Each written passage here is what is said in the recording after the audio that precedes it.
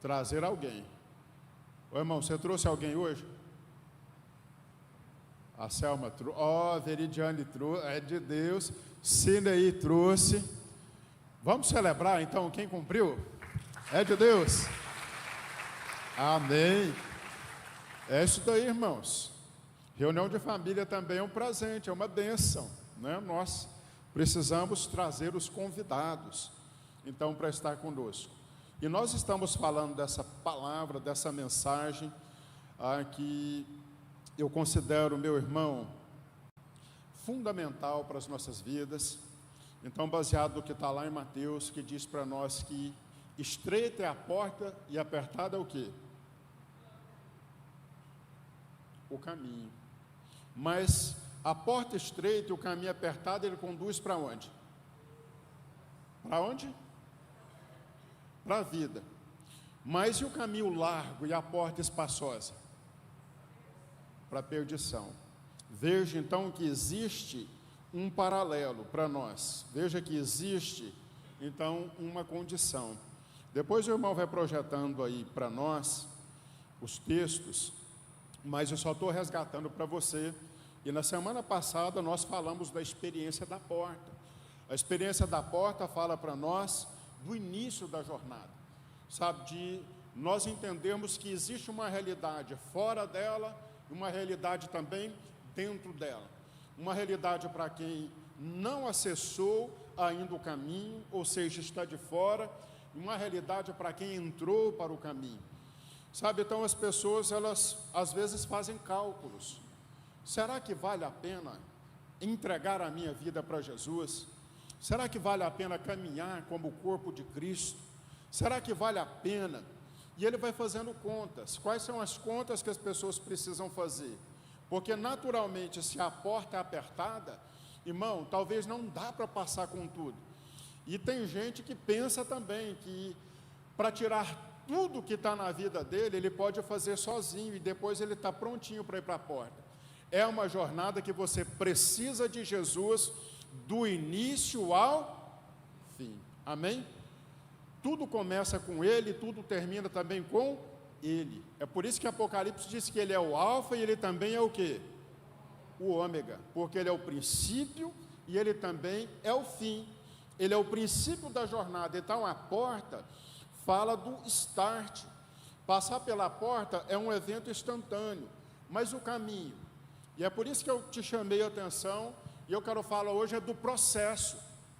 Sabe, passar pela porta, você passou, está tudo certo, está inaugurado ali o caminho, mas o caminho, ele é um processo contínuo, e é um contínuo de transformação. Fala comigo, Deus nos transforma de glória em glória. Amém? É assim que a palavra diz. Nós somos transformados de glória em... Ô irmão, então, há muitos argumentos para algumas pessoas não decidir trilhar o caminho. Ô minha irmã, muito obrigado, Deus te abençoe. Veja alguns argumentos, talvez não é o seu, mas tem muitas pessoas que elas dizem assim, mas eu nasci na igreja, pastor, eu já faço parte, eu nasci numa família cristã, eu moro num país cristão, eu vivo numa cultura cristã, aliás, eu vivo no meio de crentes, onde eu trabalho só tem o que, gente?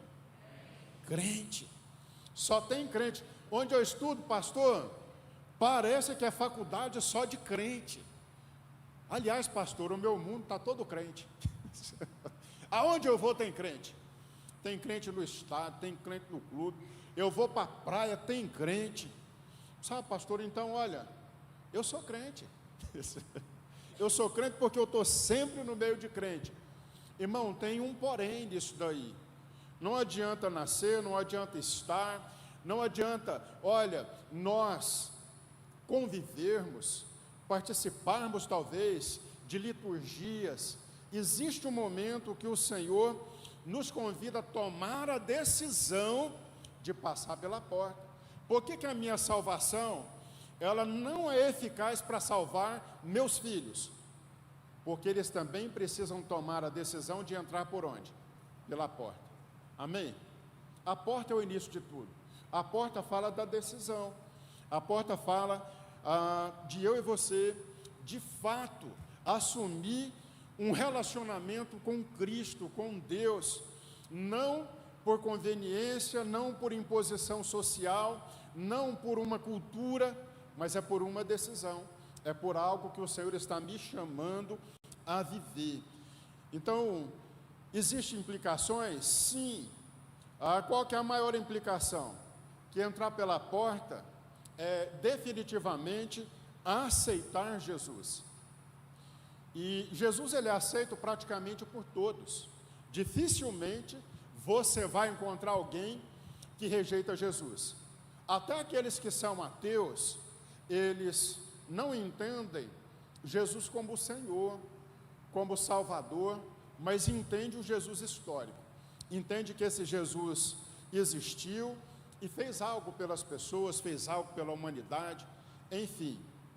Mas uma vez que eu estou entendendo que você, que está aqui nesta manhã, tomou a decisão, e a melhor decisão da sua vida, a decisão mais sábia da sua vida, que foi de entrar pela porta, que João descreve como eu sou a porta, ou seja, a aceitar Jesus.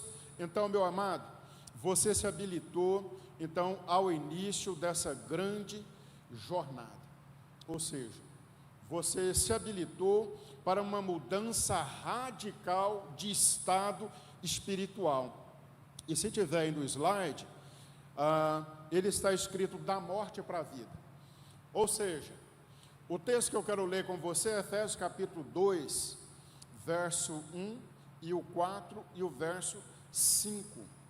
Muito bem, isso daqui é o panorama. Antes de trilhar o caminho, esse é o panorama. Mortos espiritualmente. Por quê? Porque você vivia, irmão.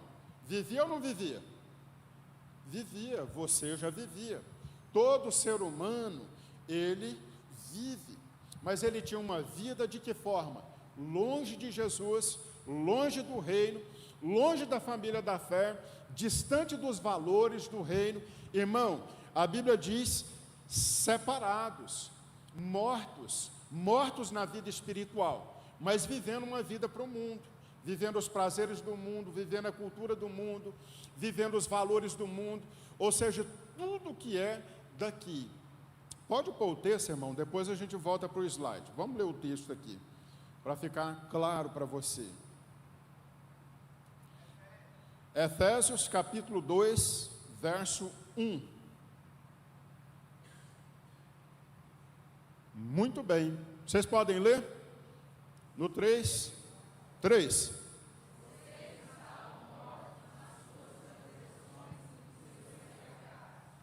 Verso 4 e 5.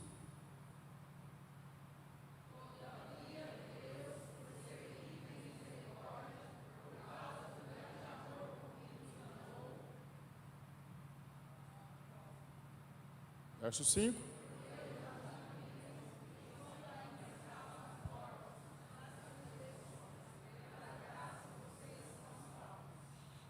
Muito bem, irmãos, então, veja, esse texto é muito direto, muito claro. O verso 1 diz que nós estávamos o quê? Mortos. O 4 diz que Deus nos deu vida, através de Cristo Jesus, e que agora, então, nessa sua misericórdia, nós podemos ter vida juntamente com Cristo. Irmão, a fé cristã não pode desassociar Jesus jamais da caminhada. Então veja, acessar a porta, ainda eu estou morto e Deus me dá a condição de ir até a porta, mas um morto não caminha, um morto não tem condição de andar. É por isso que Deus então nos dá vida. Um morto não tem condição, querido, olha, de ter direção. Um morto, ele primeiro precisa receber vida de Deus para acessar a porta e caminhar, andar mesmo com o Senhor. Então, o desafio aqui hoje é mostrar para os irmãos que existe um processo de crescimento. Todo crente, toda pessoa que recebe Jesus, ele vem para o Senhor como um bebê. Por exemplo, você conhece algum bebê que nasceu adulto? Não, tem uns meninos que é grandão, né? Nascem uns meninos gigantes que, meu Deus, como que a mãe conseguiu carregar dentro do ventre? Uns meninos de quase 1 metro. Meu Deus. Mas, querido, não existe um bebê adulto.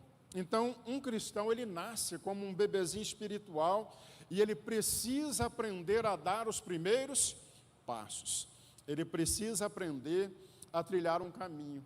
Mas veja, na misericórdia de Deus, o que Deus faz? Deus nos dá vida e Deus coloca para nós também alguém para caminhar conosco. Porque o texto está dizendo que nós vamos ter uma vida conjunta com Cristo. Fala assim, na minha vida cristã, eu não estou sozinho. Irmão, você não está sozinho. Jesus está com você. Amém? E quando Jesus ele foi assunto ao céu, ele diz, olha, eu vou preparar lugar para vocês, mas tem um detalhe, vocês não vão ficar sozinhos. Quem que ele deixou para fazer companhia para nós? O Espírito Santo. Quem tem o Espírito Santo? Ô irmão, fale em línguas aí então, querido. Pode falar em língua, irmão. Se você tem, ele tem dom, ele tem unção, ele tem habilidades, ele tem capacidades. Querido, no nome de Jesus, perceba que você não está sozinho nessa caminhada. Esse caminho, Deus te chamou para trilhar, e eu vou mostrar para você, ele não é fácil, mas o problema não são as dificuldades. Sabe, a melhor coisa que tem, querido, é quando você tem uma boa companhia. Amém? Uma boa companhia.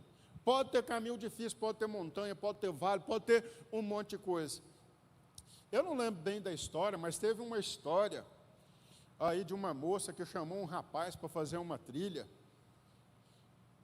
Não lembro o nome dos personagens, mas o final da história é que ela disse que ele era muito mole, largou ele para trás no caminho, ele se perdeu, passou uma semana perdido, e graças a Deus, ele foi encontrado, saiu ileso, são e salvo. Mas veja, querido, trilhar um caminho às vezes de dificuldade, o caminho é difícil, mas você precisa ter uma boa companhia. Já pensou se Jesus fosse te deixar para trás, nos momentos de dificuldade? Já pensou se Jesus, querido, falasse, não, você está muito mole. Oi, mãe, eu vou dizer para você, nós vivemos numa geração cheia de molezas. Oh, querido, tem muita gente mole nesse mundo. Eu não sei se eles são ou se fazem. Eu não sei se tem alguns que é por conveniência. Mas, ainda bem que Deus é rico em misericórdia. E não leva em conta as nossas molezas, as nossas indisposições. Ah, irmão, eu vou dizer para você, tem gente que se Jesus fosse levar em conta a disposição dele, de adorar, de ouvir, sabe, de estar na presença dele, de caminhar, olha, de trilhar o caminho espiritual mesmo, tal como tem que ser, sabe, se o Senhor não fosse rico e cheio de misericórdia, ele falaria assim, eu acho que eu não quero isso, não, melhor deixar você aí. Mas esse Deus, ele preparou o caminho e preparou também uma pessoa, amém? Amém, irmão? Olha, pastor te deixa, líder te deixa, até pai, mãe te deixa, mas quando você recebe a Cristo na sua vida, esse não te larga. Sabe, tem muita mãe que deixa menino na porta de algum lugar aí, te deixa, mas quando você recebe essa filiação, aceita entrar pela porta e trilhar o caminho, querido, Deus, ele não mente e ele não falha. Então, nós podemos trilhar esse caminho. Então, qual que é a bênção? A bênção é que, ao aceitar, ao cruzar a porta, eu estou dando início a uma jornada. E aí, querido, eu quero chamar a sua atenção para algo nessa jornada.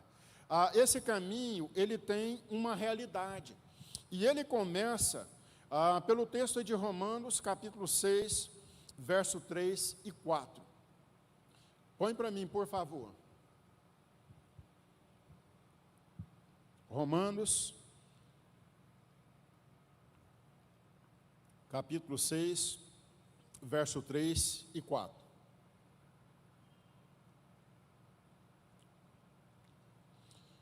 Quem encontrou, diz amém. Ô, irmão, então diz amém de verdade. Diz amém. Eita glória. Então, vamos ler no 3. 3.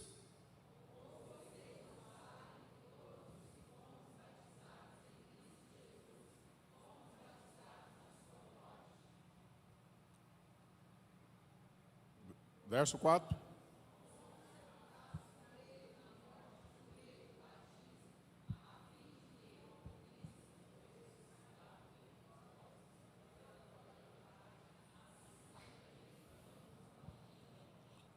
Fala como viver nova vida.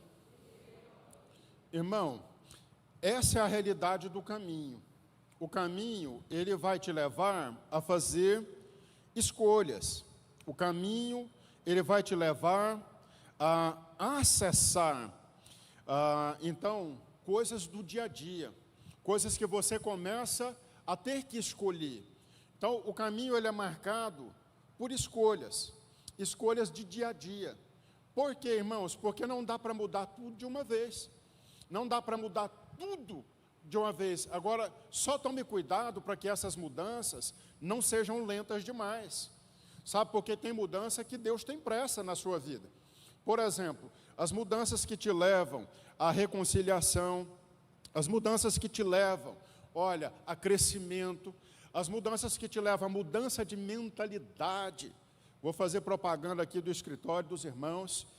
A metanoia, uma mudança mesmo de mente. Sabe por quê? Porque o que você pensa, irmão, é muito importante. O que você pensa tem muita influência. E tem muita gente que tem a mente bloqueada, fechada, anestesiada. E existe, irmãos, um dispositivo mental nosso. Nossa mente não gosta, às vezes, de aprender. A nossa mente, às vezes, ela não quer, olha, permitir que uma nova informação que vai exigir depois mudanças aconteça. Está aqui na cabeça. Sabe, tem muita resistência, é na mentalidade. Sabe por que algumas pessoas, elas demoram tanto a implementar mudanças na sua vida?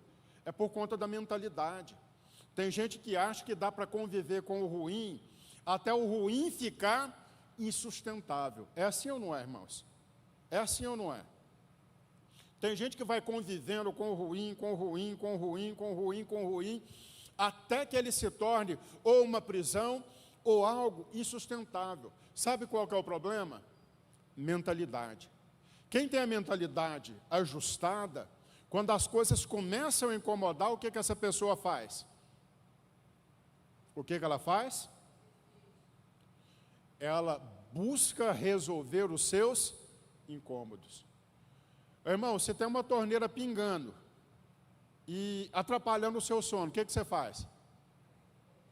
Ai, pastor, eu chamo o encanador, ele pode vir daqui uma semana. Você fica sossegado? Tem uma luz piscando, irmão, no seu quarto. Você for lá e apagou, ela fica assim.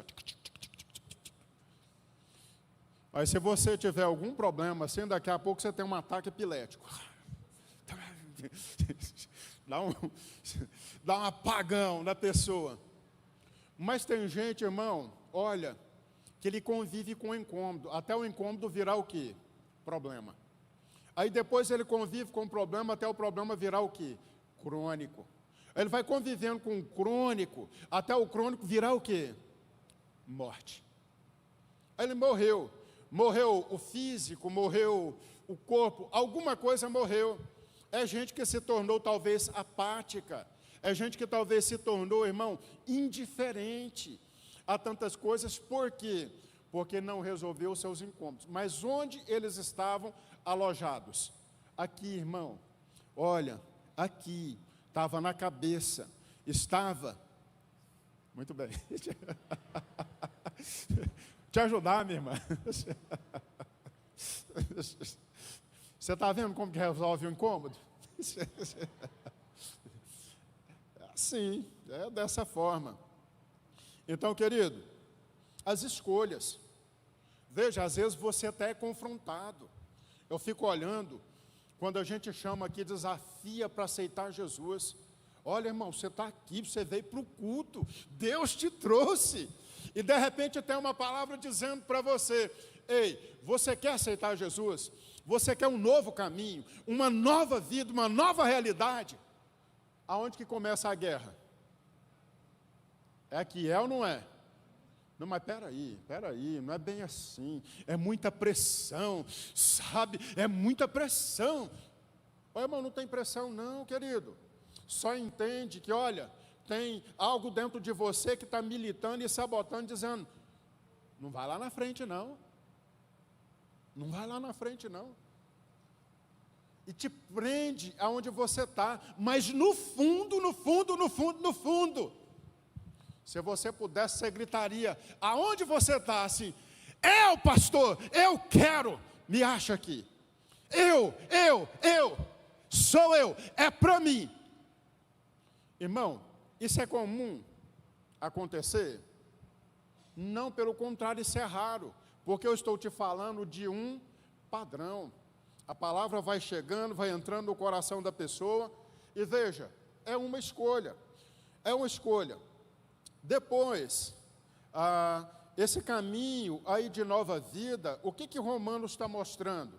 Nós somos sepultados com Ele na morte por meio do batismo. Então, eu quero dizer para você aqui que o começo da jornada também é com uma decisão de se batizar, olha, de imergir, sepultados com Cristo no batismo. Mas eu sou sepultado, e qual é a bênção que eu tenho? Eu recebo nova vida. Eu estou pronto agora para caminhar e andar também com Cristo. Ô irmão, qual que é a dúvida? Eu quero entender qual é a dúvida. De um lado tem uma BMW, e de outro lado tem uma Brasília 74. A Brasília é o que você tem, a BMW é o que Deus está oferecendo. Mas aí a pessoa está dizendo assim, pastor, o senhor nunca ouviu Mamonas Assassina? Minha Brasília amarela, eu não troco, não dou, não negocio com ninguém. Ô, irmão, mas é isso que muitas pessoas fazem todos os dias. Vem para o culto, Deus dá uma direção, Deus dá nova vida, Deus, olha, propõe um caminho, mas às vezes a gente escolhe ficar no mesmo lugar. Então, qual que é a realidade do caminho? O Senhor não prometeu que no caminho não ia ter dificuldade, pelo contrário. Olha, o caminho é estreito, ele passa por dentro do mundo real. Deus não tira ninguém do mundo real porque recebeu Cristo. Sabe, ninguém foi para uma terra do tão distante. Ninguém vai para esse lugar, pelo contrário, a nossa conversão se dá no mundo real, onde nós estamos. Eu estou aqui, você está aqui, e nós vamos lidar com as dificuldades. Quais são? Enfermidade, batida de carro, vizinho enjoado. Não sei se você tem um, ora por ele. Ora para ele ficar assim, gente boa, e etc. O que mais que tem? Patrão ruim, líder ruim, gente que não paga, gente que trapaceia com você, prestador de serviço que te engana. Irmão, eu estou falando para você de dia a dia, é mundo real, é mundo real. Deus não te tirou desse lugar, sabe, essa é a realidade do caminho, sabe, nós vamos passar por vales, crises, e todos os momentos, mas aí tem um diferencial. Cadê? Pode passar para o outro slide, aí irmão, lê para mim o diferencial.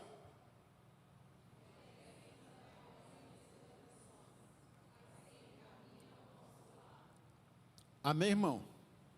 Salmo 23. O Senhor é o meu e nada. Ô meu irmão, o Senhor é o seu pastor? Glorifica o Senhor então, com palmas, falando. Fala, obrigado, Deus, obrigado, obrigado, obrigado, obrigado. Olha, qual que é o diferencial na sua vida? Você agora tem um pastor, você tem alguém que caminha com você.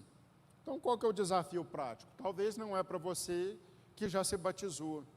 Eu estou falando de caminho para você entender que você precisa caminhar, seguir. Mas tem pessoas que talvez estão no nosso meio e que ainda não se decidiu. Irmão, e quando eu estou falando isso aqui, eu não estou direcionando a ninguém. Porque como pregador, eu estou falando do assunto que está no texto. Se tiver um homossexual aqui dentro e o texto estiver falando, querido, olha, de homossexualismo, ele vai ouvir sobre isso. Se tiver um adúltero, olha, na prática, aqui dentro, estiver no texto, eu estou falando do texto. Então não há ninguém, olha, em específico. Mas entenda uma coisa, se serve para você, ô irmão, abraça, entende, recebe a palavra, porque você tem o privilégio de sair do culto e dizer assim, pastor, essa palavra aí foi para mim, foi só para mim, glória a Jesus. Então, irmão, precisa de fato fazer a escolha, passar pela porta, mas se você ainda não se batizou, tem uma nova história, olha, te aguardando. Por quê? Porque o batismo é um posicionamento público, sabe, é uma fé pública, é um atestado público de um caminho que você agora decidiu trilhar, andar, e isso é uma bênção. Aí eu quero ir para o próximo, querido, mostrar para você uma coisa muito importante aqui, que quando eu entro pelo caminho, quando eu passo pela porta, eu estou também substituindo o senhorio, o governo, então, da minha vida. Eu estou dando permissão para que Cristo, ali na porta, ele era só o Salvador, mas no caminho, ele também é o meu Senhor. Passa para mim aí, querido, por favor, aqui, já está aí. Aqui um comparativo para você. Vamos ler do lado de cá. Quem tem Jesus apenas como Salvador? Quais são as características? Primeiro. Segundo.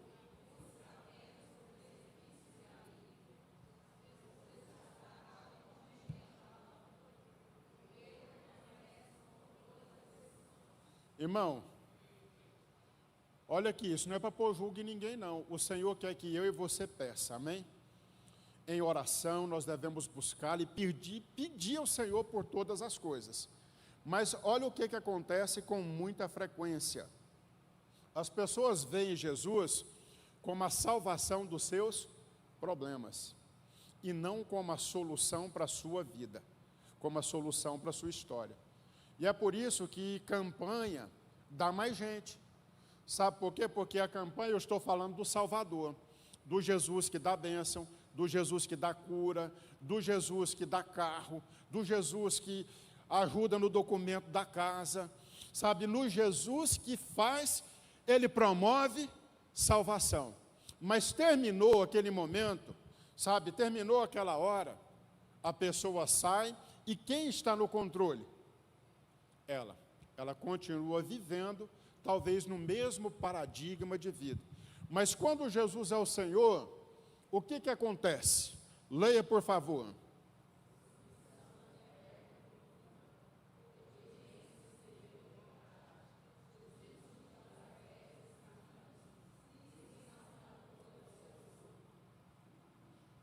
Amém. Irmãos, então, Jesus, ele é chamado de Senhor no Novo Testamento 622 vezes.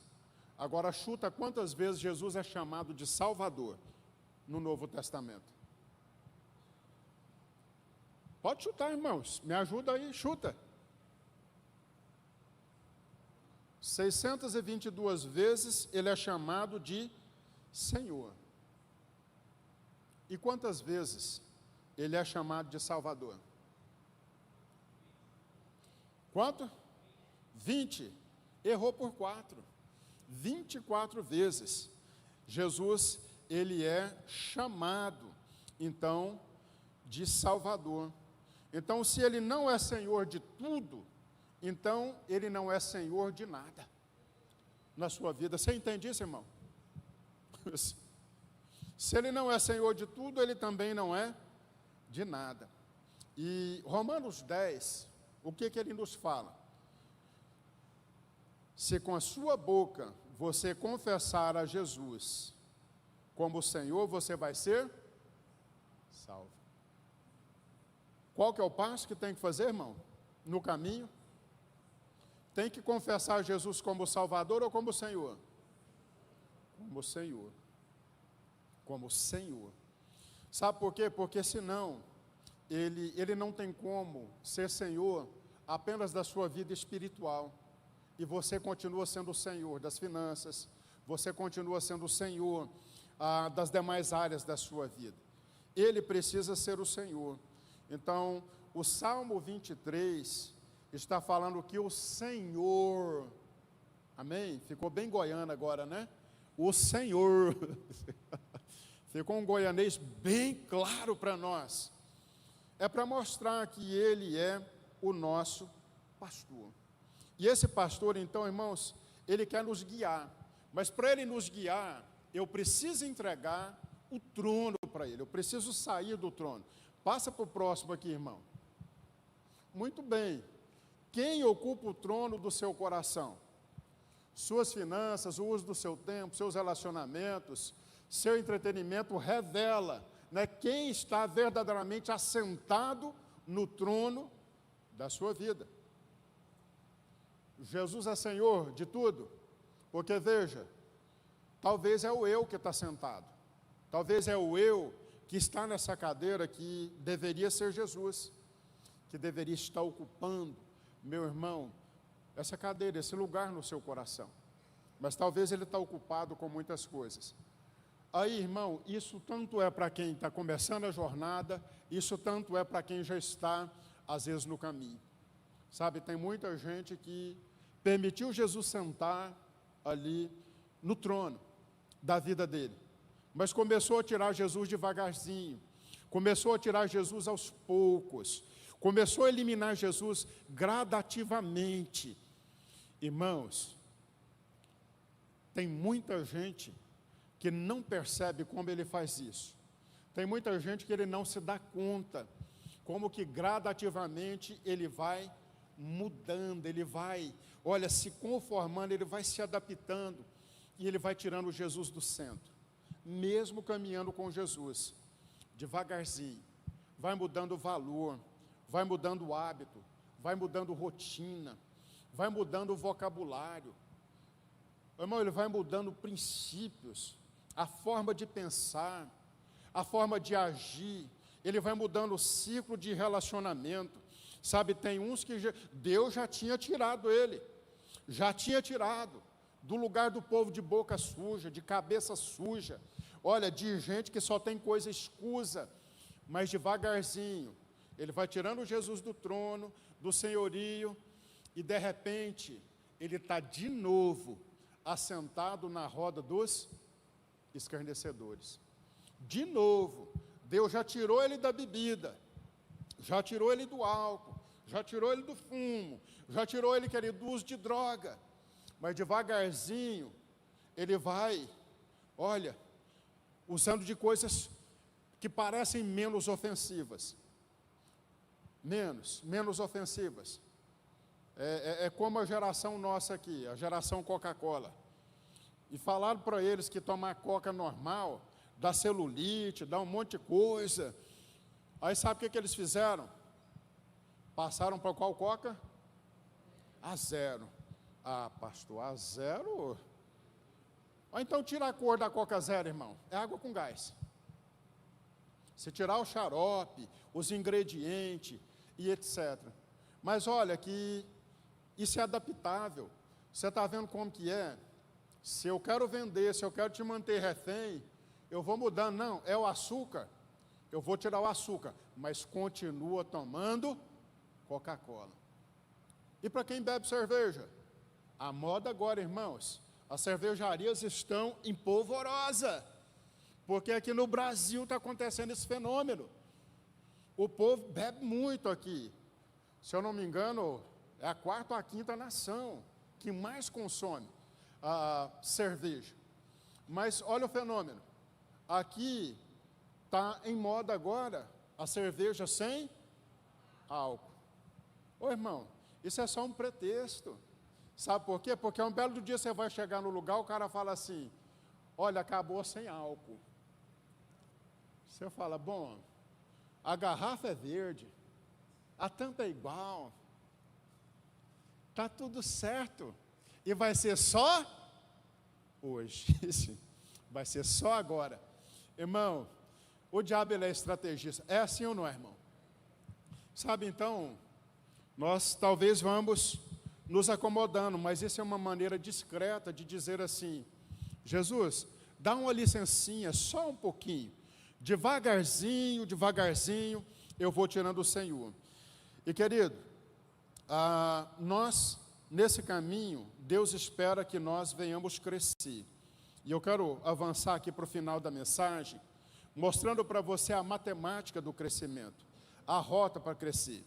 Atos 2,42 diz que eles se dedicavam ao ensino dos apóstolos, à comunhão, ao partir do pão e também às orações. Então, tem 3 pilares básicos aqui para o crescimento. E que vai falar então, para nós, de fases na nossa vida espiritual, da nossa santificação, que ela começa pela porta, prossegue pelo caminho e finaliza com a coroa. Isso está falando de um grau de maturidade. Então veja, todos nós estamos em algum nível no caminho. Talvez alguns estão no início, outros estão mais à frente, outros estão no meio e talvez outros estão parados. Mas nessa matemática do crescimento, ela fala que nós precisamos ser intencionais, ou seja, eles se dedicavam. Fala comigo, dedicar é separar tempo, é priorizar. Irmão, quando nós não priorizamos, nós não fazemos. Essa é a verdade. Você faz aquilo que para você é prioridade. Quando você decide, por exemplo, maratonar uma série na Netflix, você organiza a pipoca, você organiza o tempo, você prepara todo lugar e maratona. Você priorizou, você separou a sua agenda, disse não para um monte de compromisso, para poder ficar quietinho ali naquele lugar. Veja, tudo funciona também com priorizações na sua vida. Priorize, então, o tempo para a palavra, que é o leite espiritual puro. Sem leitura bíblica diária, o caminhante, ele vai desmaiar. Quem está pelo caminho, fica pelo caminho. Quantos estão acompanhando aqui a guerra Irã, Israel e Estados Unidos? Que de vez em quando olha uma notícia. Vocês estão vendo que todo dia tem bomba lá, né? Jogada para um lado, jogada para o outro, um manda um drone, o outro manda um presente, um manda um beijo, o outro manda um tapa, e vai indo. Mas isso não é noticiado. Há muito tempo atrás, quando eu fazia o curso de teologia, os autores eles já escreviam muito bem sobre isso, dizendo: os países do Oriente Médio, eles carecem de um problema, eles têm um problema gravíssimo e seríssimo.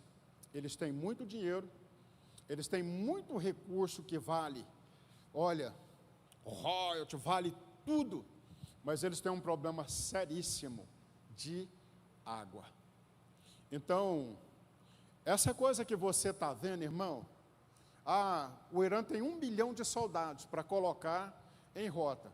Eu pergunto para você, um país que tem 1 bilhão de soldados, drone, gente pra caramba, financia terrorismo do outro lado do mundo e etc. Por que esse povo ainda não fez alguma coisa? Eu vou te falar por quê. os estoques de água do Irã estão no mínimo. E se ele manda 1 milhão de soldados para combate, para cruzar fronteira, para ir, esse povo vai morrer aonde, irmãos? No combate ou no caminho? Por falta de água. Então a guerrinha lá, irmãos, não é só por petróleo. Sabe, existe uma guerra maior que ainda vai acontecer naquela região por causa de água. Irã dessaliniza água, Israel dessaliniza água, Omã dessaliniza água, Arábia Saudita, a mesma coisa. Água potável é muito pouco. Então, Estados Unidos não está atrás de água. Ele pode estar atrás de petróleo, etc. Mas entenda, qual que é o paralelo que eu quero fazer com você aqui? Você pode ter tudo, querido. Você pode ter uma casa boa, vida boa, carro bom e etc. Mas se você não se alimenta para permanecer no caminho, tudo que você tem fica também pelo caminho. Sim ou não? Então, a matemática é simples. Por que nós incentivamos palavra? Porque palavra é alimento, palavra é vida. Palavra, irmão, olha, para você é como essa água que vai te manter andando e caminhando. Você precisa entender essa lógica simples da vida com Deus. Palavra, e é incrível como nós, às vezes, desprezamos palavra. Às vezes a gente fica desidratado, tendo água em casa, tendo filtro, água em todo lugar. Sabe, quando eu ia com frequência na nutricionista, ela pegava meu exame de urina, lá está dizendo assim, normal. E ela falava assim, Dimar, você está desidratado? Você tem que tomar água. Eu disse, meu exame está normal, onde você está vendo que eu estou desidratado? Ela, olha, isso aqui, isso aqui, isso aqui, está mostrando que está desidratado. Quando eu associo que esse outro exame seu aqui de sangue, aqui, ó, CK e CPK, está mostrando que os seus músculos não têm água. Mas a gente está andando. Eu pergunto para você, está faltando palavra para a sua vida? Está faltando água do Espírito Santo? A decisão de beber é de Deus ou é sua? De quem é a igreja? Então levanta a mão e fala assim, é minha, pastor. Ô querido, você vai sair daqui hoje com essa decisão, está para você, é acesso. A oração é comunicação constante com o Pai. É outra parte do mapa, do roteiro. E a comunhão, ninguém pode caminhar sozinho. Deus colocou para você uma família, olha, que nos ajuda a carregar o fardo. E aí eu quero caminhar com você para o final. Pastor, e no caminho? A gente já passou pela mecânica do crescimento, né? Já passou? Pode ir aí. Já fui, já falei. Segue. E aí? No caminho a gente pode cair? Claro. Claro, irmãos. Nós somos falíveis, nós vamos cair. Nós não somos perfeitos. Sabe, tem muita coisa, olha, que a gente ainda tem em nós, que fazia parte ainda da vida lá do outro lado da porta. Então, no caminho, nós vamos pecar, nós vamos errar, nós vamos cair, mas tem uma diferença. Agora que eu tenho Jesus, agora que os meus olhos estão abertos, o pecado para mim não é mais prática, não é mais prazer, sabe? O pecado para mim não é mais lazer, pelo contrário, ele gera incômodo, ele gera desconforto, sabe? Ele não me mantém num prazer contínuo. E aí tem um convite para nós. Qual é o convite? Aqui dentro desse caminho. É que quando você estiver caminhando, querido, quando você estiver avançando, pode ir aqui. Olhos fixos em Jesus. Jesus está com você no caminho ou não? A Bíblia diz que em certos momentos ele está na sua vanguarda. Vanguarda é aonde? Onde é vanguarda, gente? Igreja, onde é a vanguarda? Fala comigo, frente. Isso, é isso aí, irmãos, é frente. Ele vai à frente. Mas outros momentos, ele está com você, ele está onde? Retaguarda. Retaguarda é onde, igreja? Ah, que bom que vocês são cientes disso. Ó, vocês são maravilhosos. Vocês sabem tudo mesmo. Irmãos, Hebreus capítulo 12, verso 1 e 2. Quando eu e você aprende a perseverar, quando a gente coloca os olhos fixos em Jesus, ele se torna uma âncora para nós. E a promessa de caminhar do nosso lado, o Senhor, ele nos leva a olhar no caminho para trás, para a decisão que você tomou e o tanto que você então já avançou, quando você passou pela porta. Ele também te chama a olhar para frente. Amém? Por quê? Qual que é o final dessa jornada que nós estamos falando aqui? Nós estamos falando da coroa. Amém? Da sua maturidade, sabe? Daquilo que você tem que se tornar, da identidade que você ganhou, de filho de Deus. A coroa nos fala de que tudo que nós passamos pelo caminho valeu a pena. Os tropeços, as quedas, o cair e o levantar. Mas ele também nos convida a olhar para onde? Para o lado. Por que para o lado? Para você sempre ver Jesus te estendendo a mão nas suas quedas. Ele não vai te deixar pelo caminho. Ô, irmão, você pode dizer glória a Deus para isso? Glória a Deus. Eu não vou ficar pelo caminho. Então você pode orar, você pode buscar. E Hebreus fala para nós, agora que nós não vamos mais apenas andar no caminho. Hebreus também não diz que nós agora também vamos apenas caminhar, mas ele diz que à medida que nós vamos andando com Deus, nós vamos correr. Fala comigo, correr. Correr com perseverança. Irmãos, agora essa jornada, corrida que nos está proposta. E aí quando você está correndo, agora acelerado, os seus olhos estão aonde? Em Jesus. Olha para ele, irmão. Ele é o alvo. Você está dizendo, eu estou cansado. Ele está na vanguarda. Ele está dizendo, vem, vem. Corre, irmão, corre. Ah, Senhor, eu não tenho velocidade. Então trota. Vem para mim, continua olhando para mim, não para de olhar para mim, porque se você parar de orar para mim, você vai parar pelo caminho. E Jesus não quer isso. Ele quer que você corra. Ele quer que você agora, irmão, avance.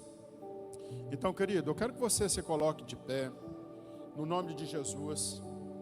E todo domingo eu estou fazendo isso daqui,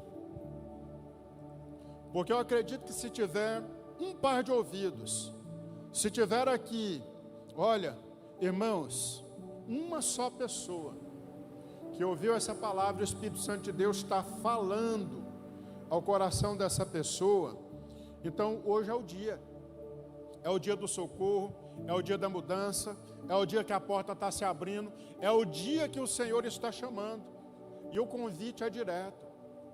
Talvez você está aqui hoje, mas você nunca tomou a decisão de dizer, Senhor, se o Senhor é a porta, eu vou entrar pelo Senhor. E eu vou te receber hoje, Jesus. Não apenas como Salvador, mas também como Senhor. Querido, se você está aqui nesse culto, sabe, e ainda não tomou essa decisão, não fez essa escolha, amado, eu não sei quantas oportunidades você vai ter a mais na sua vida. Eu espero que você tenha. Mas hoje é o seu tempo de oportunidade. Hoje a porta está se abrindo.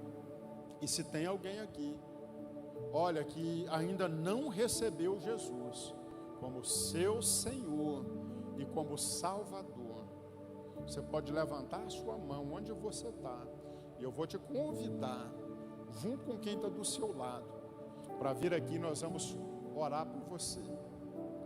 Mas você pode escolher, irmão, ficar com a Brasília ou pegar a chave da BMW.